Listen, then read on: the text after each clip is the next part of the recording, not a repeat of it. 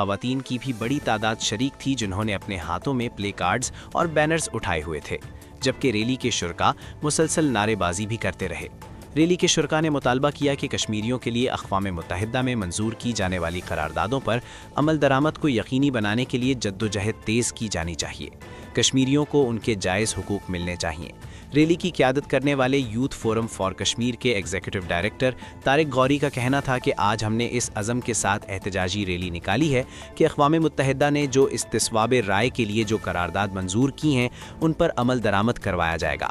چونکہ بدقسمتی سے 78 برسوں سے ان قراردادوں پر عمل نہیں ہو سکا ہے، چنانچہ ہم عالمی اداروں سے پرزور مطالبہ کرتے ہیں وہ کشمیر کو بھارتی تسلط سے آزادی دلوانے کے لیے اپنا کردار ادا کریں۔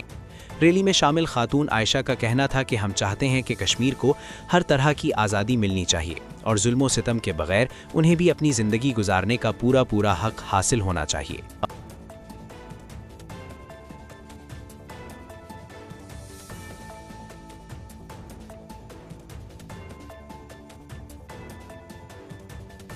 یوتھ فورم فار کشمیر کے زیر اہتمام آج لاہور میں ریلی نکالی گئی ہے۔